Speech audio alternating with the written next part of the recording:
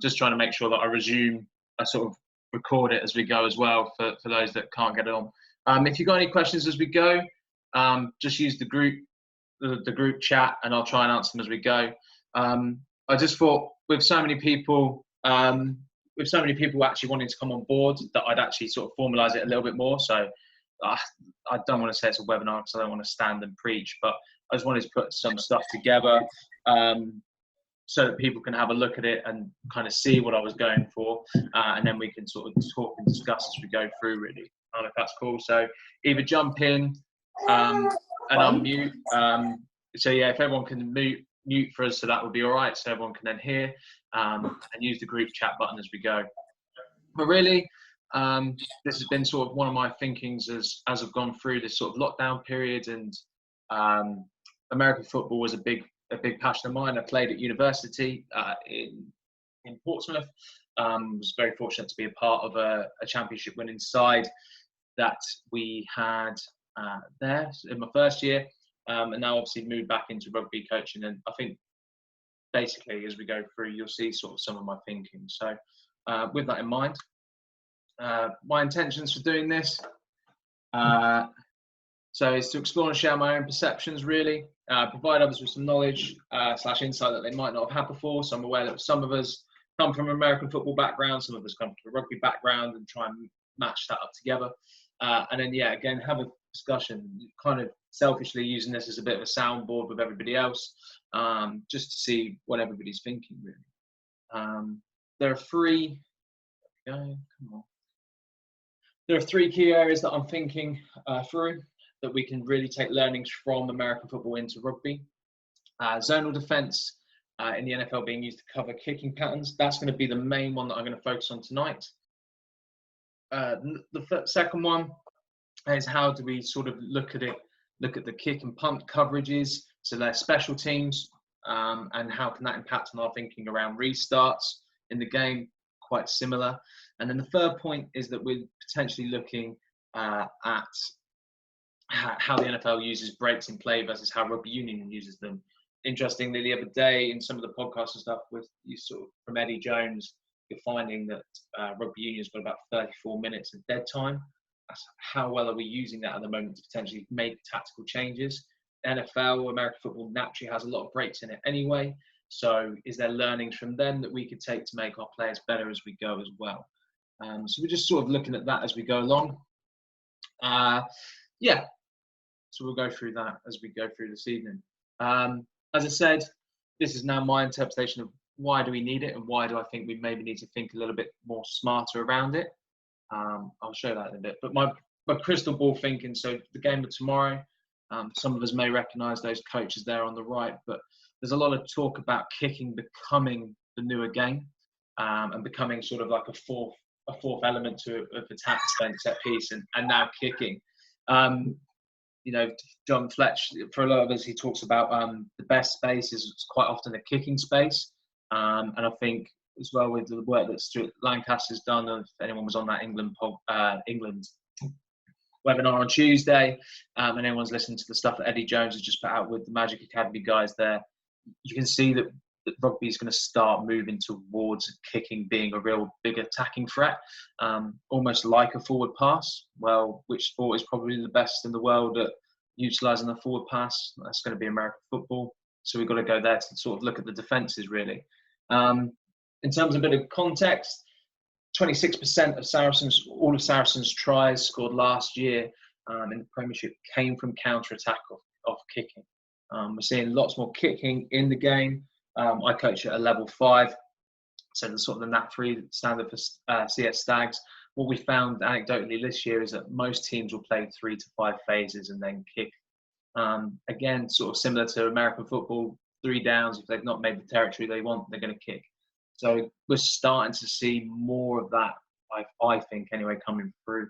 So if that, basically what I'm thinking is how can we use the zonal defensive systems to increase that number up to scoring more tries for that, particularly when we're seeing things like this. So this is becoming, again, more regular, probably in the higher level than anything else. But you're starting to see this caterpillar. Now, for me, just thinking off the top of my head, if you're losing that many people in a breakdown in attack, We haven't got that many chasing. So how can we use a zone defence to really manipulate their kicks? Can we outwit them? Can we use deception? And everything else just to build on, really. So that's what we're looking at with that.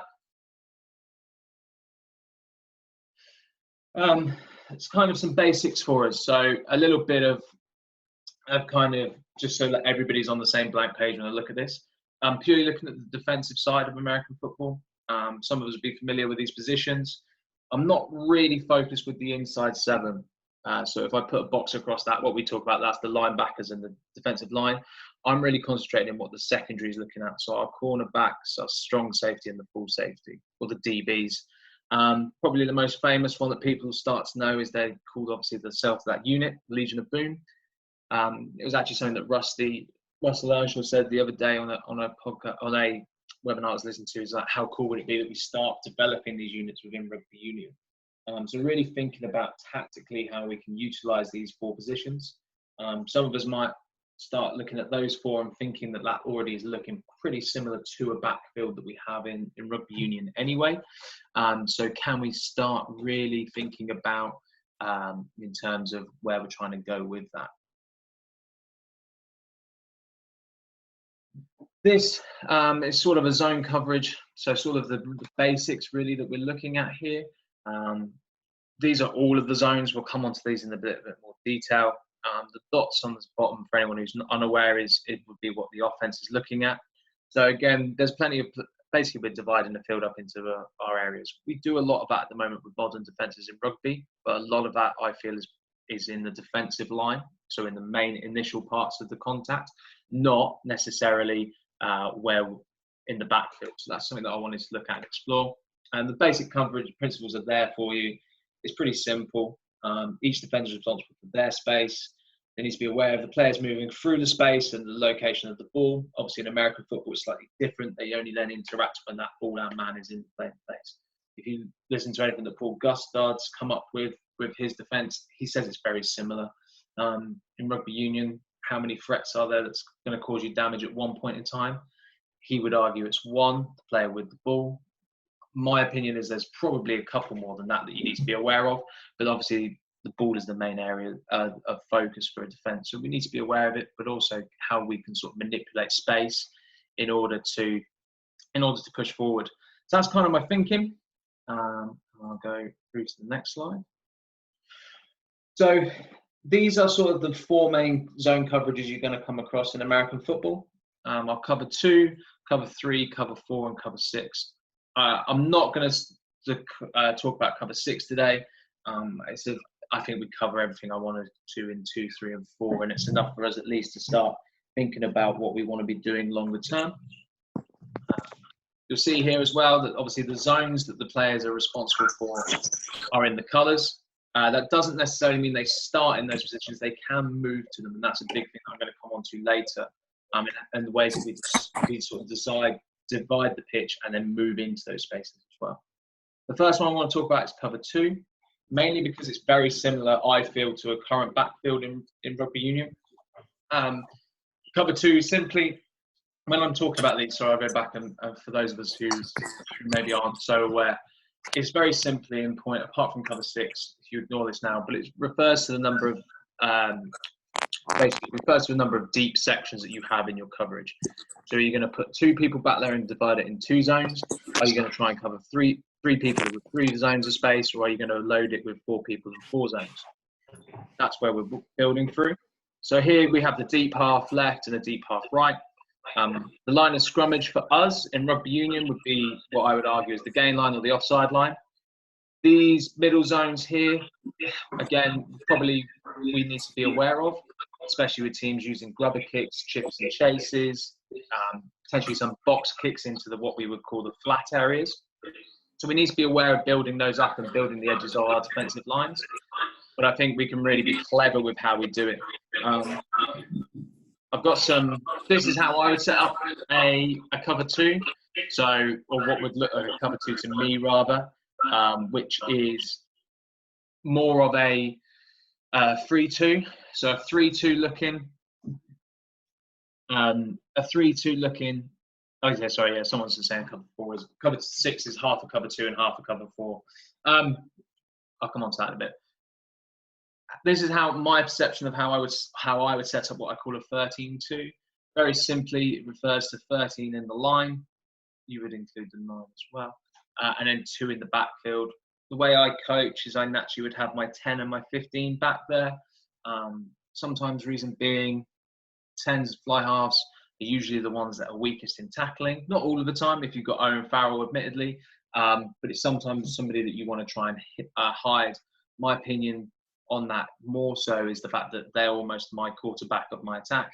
I don't want him or her being messed around and being risked getting injured or winded in the defensive effort. So I'd rather them be in the backfield, field the kick, scan the pitch, and really almost they're ready straight away to launch a counter attack.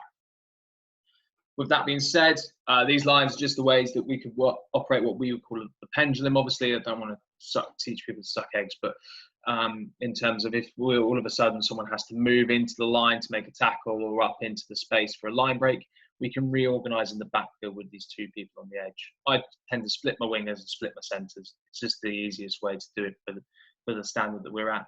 You may want to change that. Some of the consequences of it, obviously, is we might have mismatches, so we might just need to account for those as we go through. How that would look coverage-wise. So the blue zones for me, if we refer back to that cover 2 photo, the blue zones are my deep zones. It does require us to split the pitch in half. So there's a fair amount of field for the 10 and a 15 to cover. And then I would almost treat my wingers as my cornerbacks and have them in those flats. So they're looking at the box kicks, they're looking at the crossfield kicks. Quite often when we see a successful crossfield kick, it's because the defensive line narrows and the winger's dropped in. So he's come in inside the 15-meter line, which gives them that space to have that kick.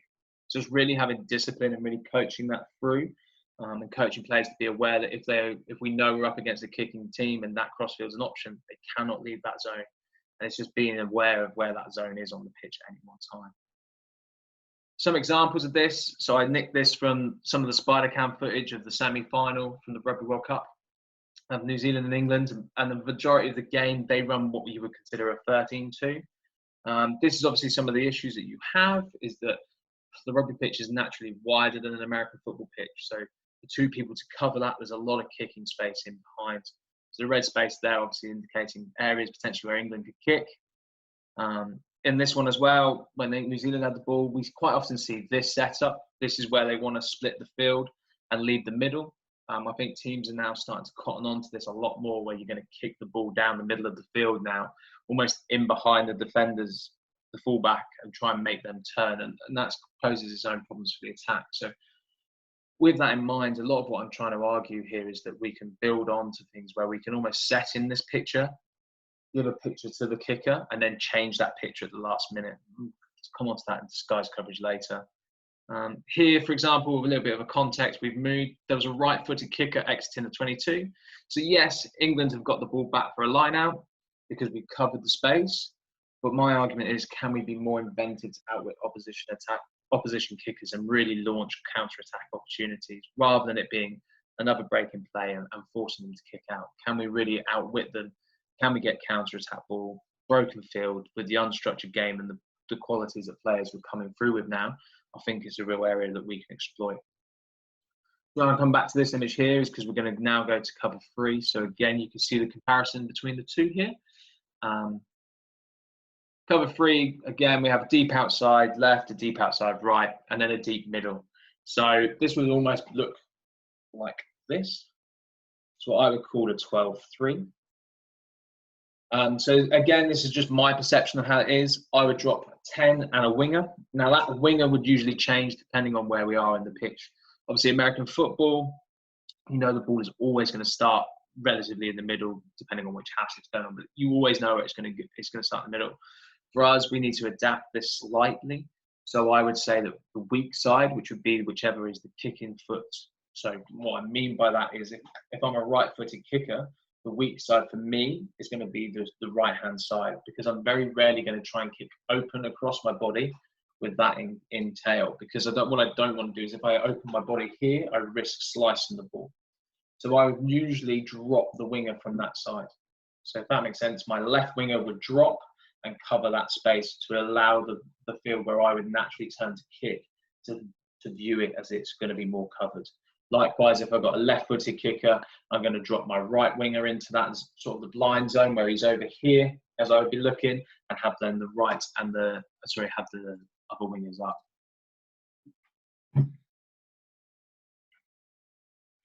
Okay, cool. So a couple of questions on there. So Jake's asked, why would I have the 7 in the as sort of my secondary line? That's my perception of how I run my defensive line. Rather than having a sweeper with the 9 to make the cover tackle, with this, the natural instinct for me is that if there's a line break, we're more susceptible to the pass afterwards. So I want my best tackler. I've put 7 as a generic one, but I've put him there so he's more beneficial to making the tackle. It's also something I'm trialing to try and improve the success of a jackal. So when we compete for the ball, so if he's behind that line, he's tracking the ball as you would do with a sweeper. There's a tackle. He's then he or she is in a more prime position to then go and make a read on that ball rather than trying to come from the left or the right hand side of the line. They're immediately onside. Can they get over the hill and turn it over? If they can't, then that's fine. They bounce back out. So that's the reasoning behind that, Jake. If you've got any more questions, Carrick, do you want to come on and ask that question, expand on that a little bit more, bud?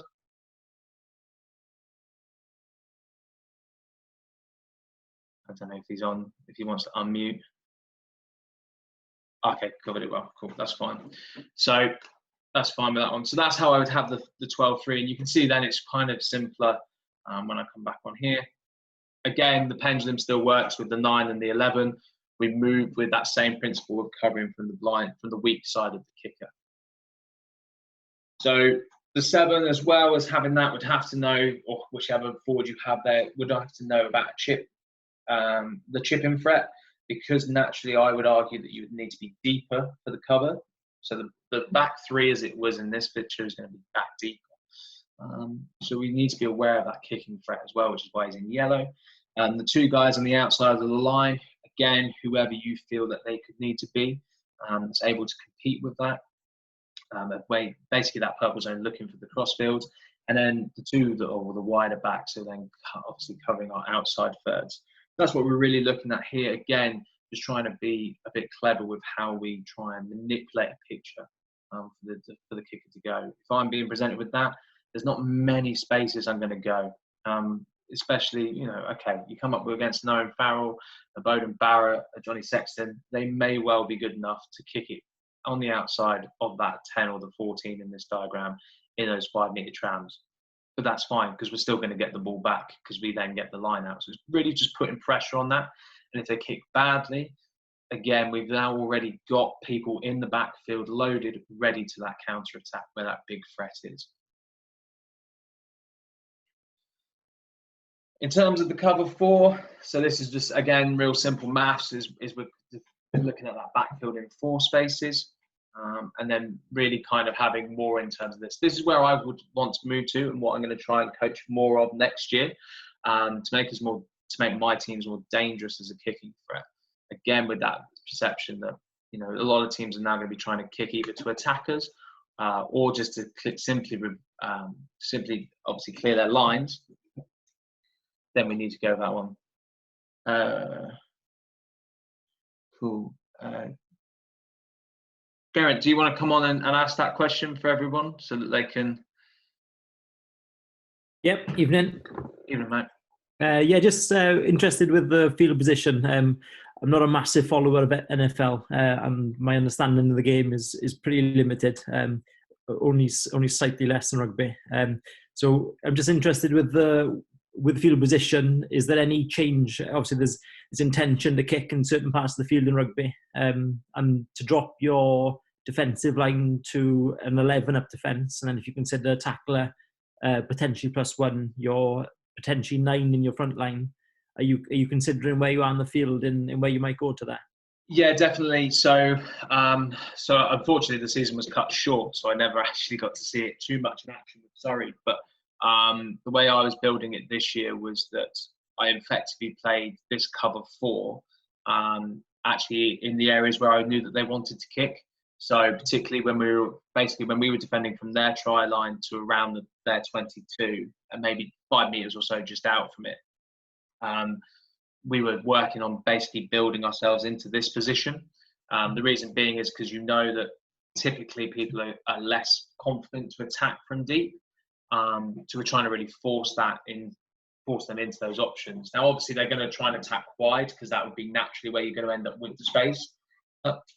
There's weaknesses in all of these, but our perception was that if we could get a picture where our wingers were comfortable enough to come up and shut that space quite quickly, you could really get them in a position where they could go from an 11-4 to a 13-2 quite quickly, and you can kind of just coach that through reads.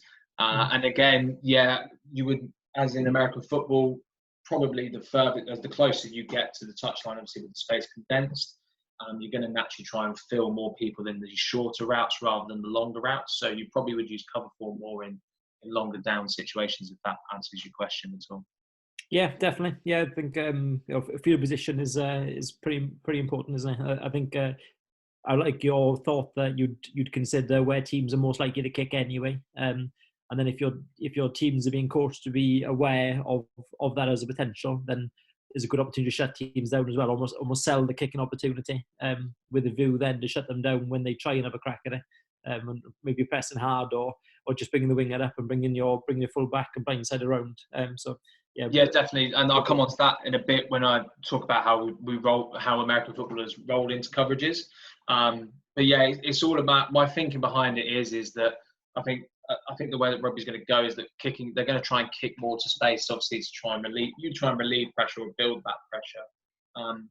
I think if we could start thinking more tactically about how we position those players, and give them that awareness and ownership of it, it's easier in American football because there's a break between every pass. So you can have a little 10-second, 15-second chat and change your coverage. We've got to be a bit more fluid. But and I guess that's why this is in the infancy of my thought process, really. But cool. Field position and context. If you're going to be up against a kicker that's a team that's going to kick more through your analysis, then you may well change that week on week. Likewise, if you know that you come up against a team that aren't, pick a team off the top. If you're playing Toulouse, for example, you're probably not going to drop four into the backfield because they'll just run it on you. They run everything from deep. Whereas if you're playing a Saracens who kick, I can't remember what the exact percentage is, but it's bloody high. And New Zealand, for example, who kick 60% of the possession in their own half. Why are we not asking more questions of them if they're thinking about it? That's the thought process. Yeah, like it. Cool. Does that answer it, mate? Anything on that one? No, Grant, thank you. No worries, bud. I'm just going to pause. So, Jack, do you want to come on and ask your question, bud, while we're at this point?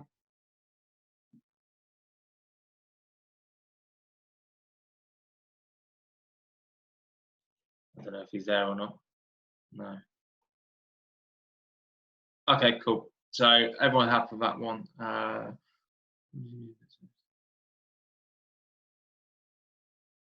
So Rob's asked, for example, with a lot of teams using the blitz offense from American football, or from us, for example, with the line speed. I'll come on to that question actually in a bit because I'll talk about that one as we go through. So I'll just carry on with this cover four stuff for a second, and then hopefully some of your questions will be answered, or we'll go through it as we go. So the cover four, as we sort of alluded to, would be an 11-4. This is, again, I'm going to show you two ways in which I would set this up. Obviously, we're dropping four into the backfield. With the three backs that you would then have in the defensive line. Now, I appreciate this is not coaching by textbook. There's obviously going to be times when you're going to have players down. So you're going to have to think about, for example, on the side where you maybe only have one back, you try and coach awareness into your players that you maybe have your more comfortable tacklers in open field, whoever they might be. And they're on that side as well. But usually as well, you're probably going to allow that place to be where the previous rucks come from. So for the blind side, we'll maybe only have one. Not many teams are going to attack us back down the blind side. And then obviously we have on what would be in the 9 and 13 in this picture on the open side to stop them from going wide. But we're really trying to force this kick here. You're trying to really pose the questions, how are they going to exit out of this? No easy exit. So again, just trying to think of different ways to manipulate it here. With the kick coverage on this one, Again, with our quarters, I haven't quite. You probably would play around and you have that 11 and your two wingers being able to drop deeper. Naturally, there'll be two of your quickest players on your team anyway, so they can come across. It just covers more of that backfield. And again, sort of when I'm coaching this, what I try and do is always make my players aware that if you find yourself on the end of that line, the defensive chain, whether you're a low number or a high number, you've got to be able to cover sort of the back 5 or 6 meters back behind you. That way you stop those nice little crossfield kicks that everyone's trying to go for, and just being aware of it really in those little chips. One way to cover what would be the sort of the chip and chase zone, so even not particularly an up and under, but a nice little Danny Cipriani type of dink over the top, is to actually just move your fly half or one of the two in the backfield. I've picked the fly half, it could be anyone. So again, by offsetting them now, they've got to work harder because they've got 2 zones to cover, but they can easily drop back and then they can get support over the top from the 15. So this really now works as what a strong safety and a full safety, a strong safety and a full safety would do. Again, just trying to change up the imagery really. You could argue that you could have a winger, whichever winger that the footed kicker is naturally going to kick to could come in a bit off their wing and cover the space. Depending, again, it all depends on context and your speed of players. You as coaches would need to know your players' strengths, and that might change week on week, but it's just another way of thinking about structuring what would be a cover 4. This is what I would think is kind of where I get a little bit excited of, and it's called rolling into coverage. So it's disguising the picture that we have, giving the opposition a picture, whether it be the 11-2 picture or the dub that cover 2, where there's 2 in the backfield, thinking there's lots of kicking space. The ruck's been set, they're shaping for a kick. Oh crap! Right, the winger's now dropped. We've now moved we've even moved potentially a strong ball carrier back there, whether it's a Billy Vunipola, whether it's England started to do it in the last Six Nations. If you watch some of their games, you start to see them drop Manu to a Langy back there. That provides another problem for the offence or the attack to a solve. You're not going to want to kick to him with 50 metres run-up space to attack your back, not unless you want your head knocked off. So again, trying to think about different ways as coaches, again, with your settings and your teams, where you might find those mismatches. But the simple rules on this. So I'm going to show you this in terms of how you could potentially roll from the cover 2 to the cover 4. Apologies for it all being clip arty, but I haven't quite got the investment to go for a full professional setup just yet. But in terms of the rules to roll by, movement is always triggered from the weak side. So again, we're talking about that opposite to where the kicker is likely to go. So if we're a right-footed kicker, the roll comes from our left. So the movement is always happening almost away from in their blind spot. Again, just trying to trick the opposition, give them the picture and move as late as possible. Left-footed kicker, again, the roll comes from our right. Kickers tend not to open their bodies, as I've said before, to kick as it risks the chance of slicing it. There's not that level of control. Similar to why we're now, I would say, we're moving away from the spot kick, coaching the spiral kick, because we're not necessarily so accurate on it. And we're going for this more end over end kick because it's easier to predict, it's easier to contest. So can we take that option away from them? And again, that real key one is, can you coach it into an area where they move late? You know, most teams who are going to kick, they're not going to kick too quickly, particularly if, well, I don't know what settings everyone else is in, for example, but my guys, you know, you can still see it coming 2 or 3 seconds before they actually play where they're shaping through. As soon as you see that attacking line come flat for the kick, brilliant. Let them have their communication, then try and time it off of the scrum half. If you're in a more advanced setting, I'm sure with more analysis, you know, and an analysis team, you could probably start timing up how long it takes the pro players and their average ruck speed time, so you can almost time it as American footballers do with the cadence. They eventually do it off of the cadence, so that snap from the centre to the quarterback. Defensive analysts are going to time that. In the week leading up to the game, they'll then have someone that mimics it, and then you can go from there. I'm not going to say that we can all do that in our own settings, but there may well be, you know, there may well be opportunities to do that. Or you take an average time, which most people are going to be playing at, and you build yourself around that. So if you see the image here, what I would be saying is we could easily roll from a 13-2 into an 11-4.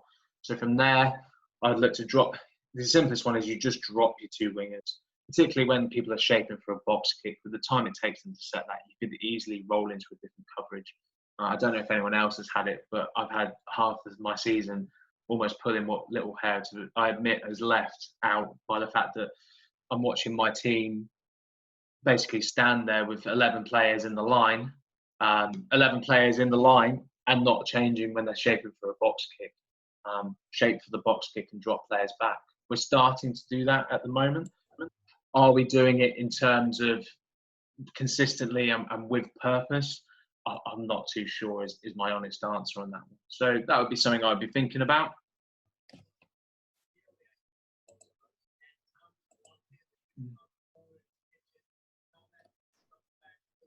So yeah, Andy, do you want to come on and raise that point? Yeah, just saying that. So you've got your 9s coming from your sweeper role, taking the middle of the field, coming out to where your 14 was. You've then got a shortage on your right-hand side of the defence. Yeah. So if your opposition have got any sort of nous about them, they're going to spot your 14 going, your 9's left the gap, or your 9 hasn't got to the gap yet. So you've then got a lopsided defence. Yeah. How would you solve that? Push your 13 out, bring your 9 in narrower. Yeah. Or again, just very, very well drilled and a very slick set of players to be able to move very quickly in a very short space of time. Yeah, I agree. It's a weakness and one that I've looked at. The way, to be fair, I've drawn it up that way just to kind of show where it wanted to be. But yeah, ideally, I would admit, you probably just put your 9 in the line, slide everybody out one, and then let the 14 go. And then that way you cover it and it's a little bit more slicker. And you're probably right. It would probably disguise what you're trying to do a little bit more than it really make it obvious that your 9 suddenly zoomed off the side to the end of the line. So that would be something that I would, yeah, you're right, I would maybe think of. Alternatively, who else could you potentially drop back? Drop your 9. Yeah, we could drop 9, or you might just take a forward out if you've got a strong running 7 or an 8 that's quick enough to maybe drop back that way. Again, and when you roll from the coverage, if you're rolling, I would say that movement would happen on the weak side. So it would happen on the side where, and to be fair, I now realise I've drawn that up wrong. It should be the other way around. But for example, your movement would naturally be against the side where the kick is going to go.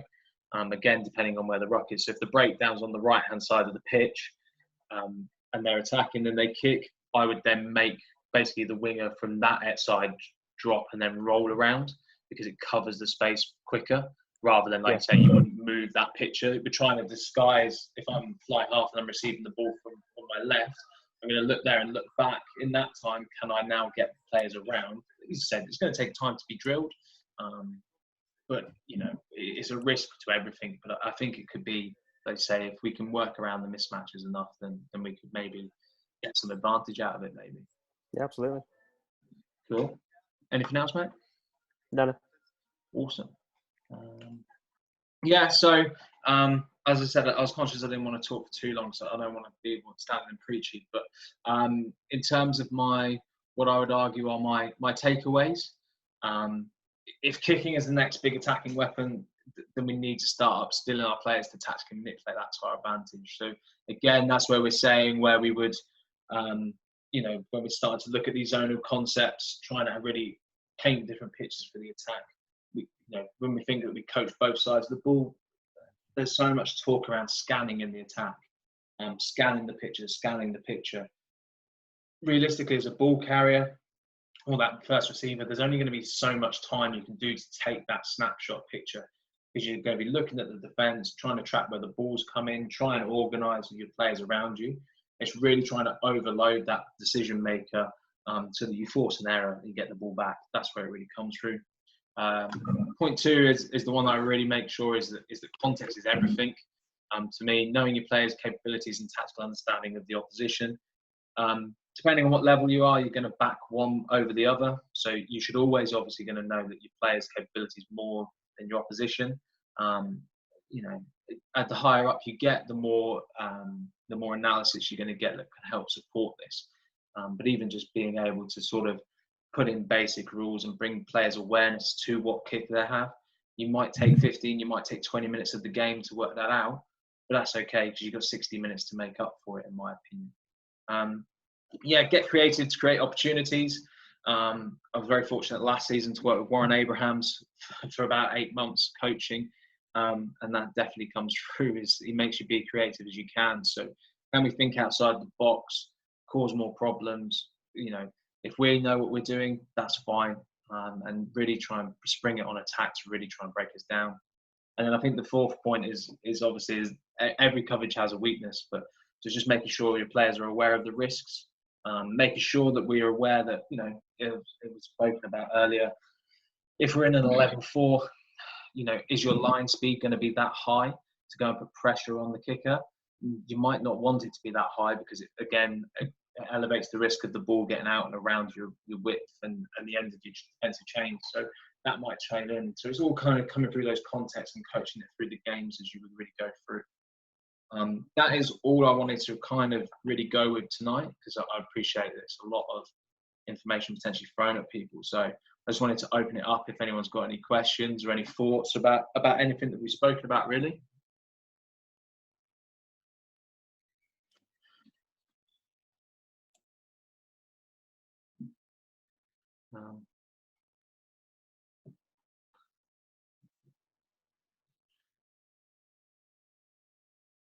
I'm trying to now go back through if I've answered everyone's questions and stuff. But if not, then obviously we'll leave it there, and you can catch me offline. George, oh yeah, go on. Do you want me to make a few comments and observations as an American football coach? Yeah, please do. Go crack on. So firstly, I misunderstood the initial context of what you were talking about, thinking it was about the kicking game and special teams. Oh yes, my T-shirt on. But I think certainly, if I can point out a few subtle differences that might then allow us to look at commonalities. Obviously, the challenge for coverage in the passing game for American football is that the defenders, the Legion of Boom and whatever the secondary is called like that, their focus and their cues are based on the eligible offensive receivers. Yeah. So the typical comment of grass can't catch a pass. Yeah.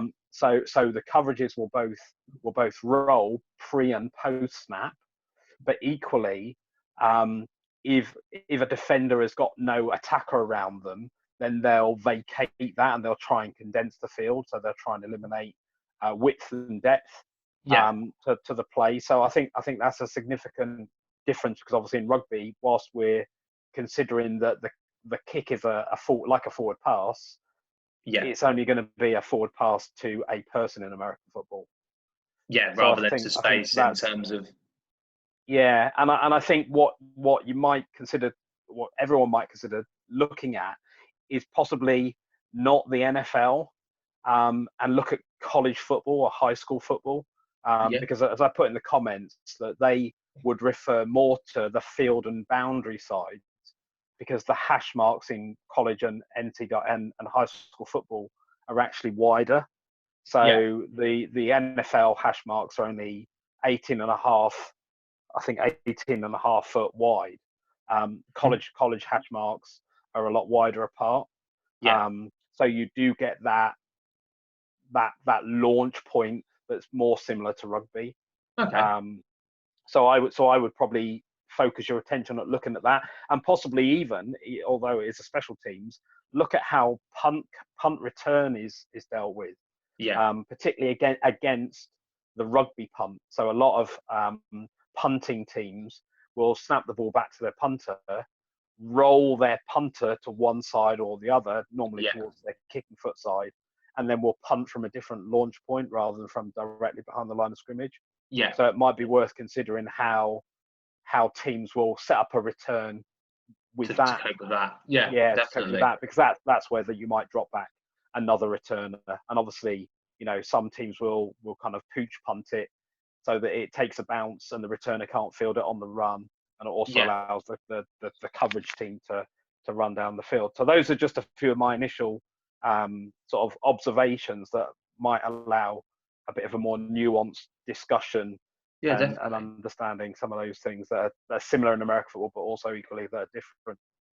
Appreciate that. Yeah, definitely. I think it's like, for me, it's kind of trying to find a sort of using the language and that kind of concept of the way that they break the field up. In rugby, I'm not saying at the elite level it might be changing, but trying to almost use it to block out the space and kind of sit in the space, and that might manipulate where that kick goes to.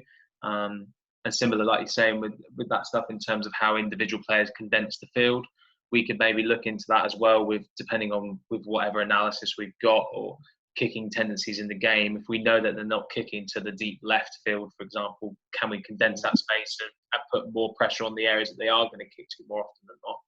I think that might be the way that eventually we can go. But it's still, as we said, it's still in its infancy, so I appreciate the points, and I'll definitely go away and look at that as well. And definitely, I think the perceptual demands on the kicker, they first got to receive the ball from a teammate before they make their decision to kick. Whereas in the NFL and in American football, a quarterback generally has got the ball relatively quickly, easily. And doesn't have to manipulate the ball into a position to launch it. They've got it straight away within a couple of split seconds. But yeah, no, interesting similarities. Cool. So one of the other questions from, is it Carrick? Apologies, mate, if I've pronounced your name wrong. Do you want to come on and say that for everyone, or are you happy to? I don't know where he's gone. Yeah. So I was just interested in how you would build in like your blockers or your escort lines into that, because obviously you've got those forwards there. You just want, especially once they've set for the box kick. Yeah. Are they staying still, or are they? So again, for me, I think it's a difficult one. If you'd asked me that question 2 years ago, I was fortunate enough to meet Guzzy on a course, and he spoke at when you look at Saracens and the way that they come back, they really try and make blocking lines as they go back. I think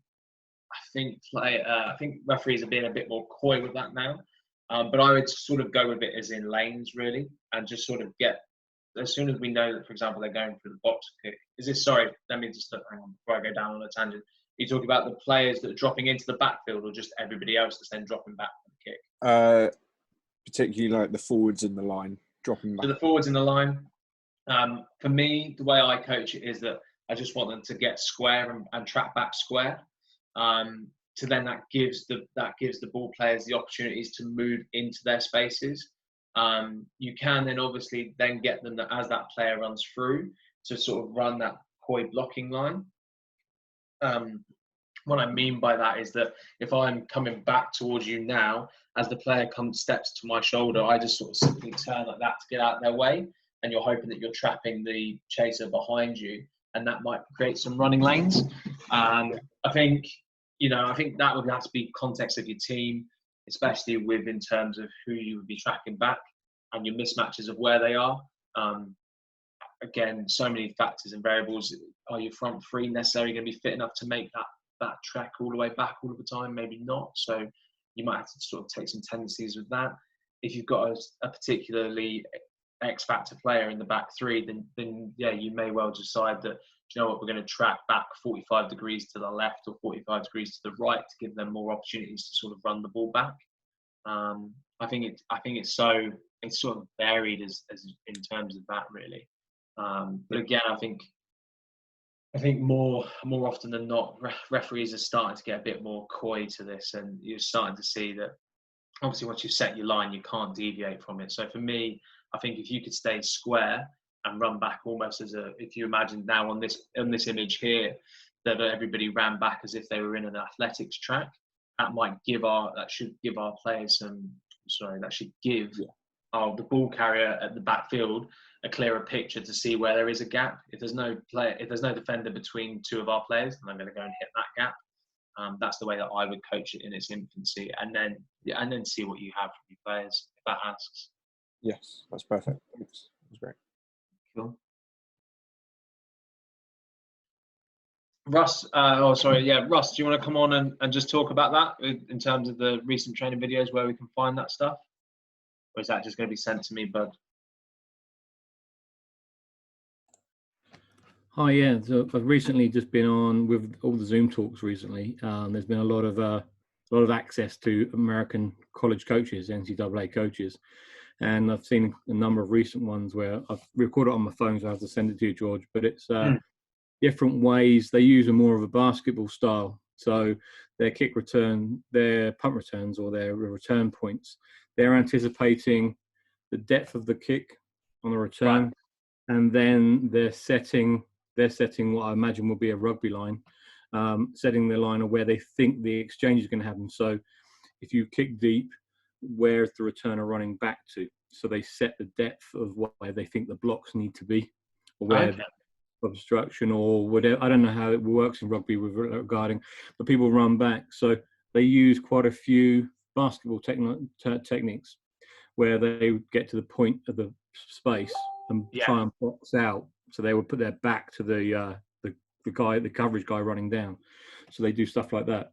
That sounds like you could have some good similarities there, because I think what we're talking about in terms of making our running line, obviously we're not meant to make contacts with any of the chasers, but you are starting to get those slide blocking angles, so to speak, where you just turn your back on somebody to block them from there that's just where the runners is. But that's quite cool. You're talking about predicting where it goes. Miami Hurricanes, they would scout out the length of the kick or where they feel they're going to be pressured.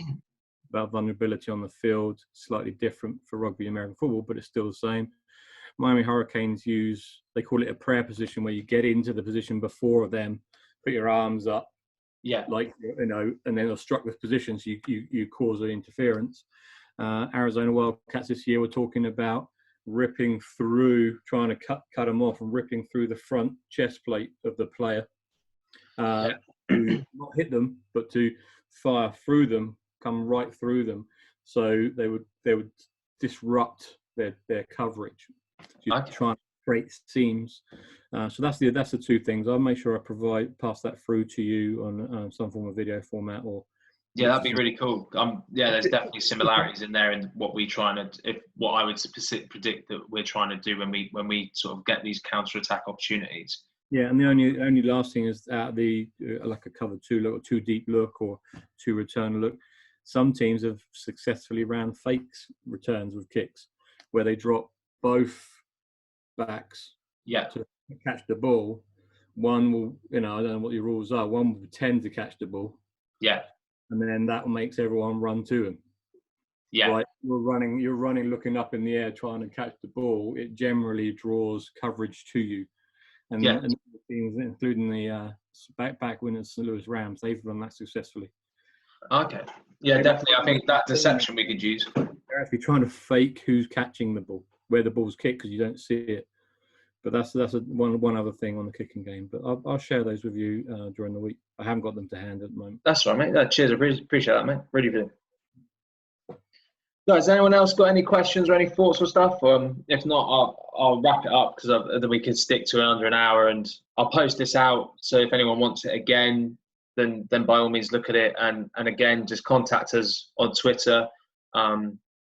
I'll post my Twitter handle in a minute, and I'll post my email address up as well if anyone wants to get there.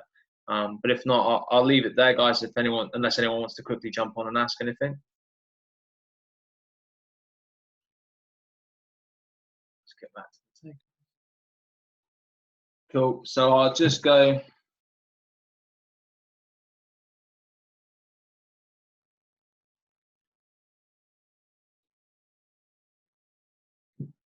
So there's my contact details there, guys. So if anyone's got any further questions or follow-ups, then by all means give us a shout. If not, appreciate you guys staying on and coming on and stuff. And yeah, hope you all go well. Hope you all stay safe, and hopefully we'll catch up again soon and share some thoughts. I'll look into more of that kicking coverage from the punt stuff and how we can adapt it to this and to our restarts as well. And then maybe we'll go for another one in a couple of weeks as well. Cheers, guys.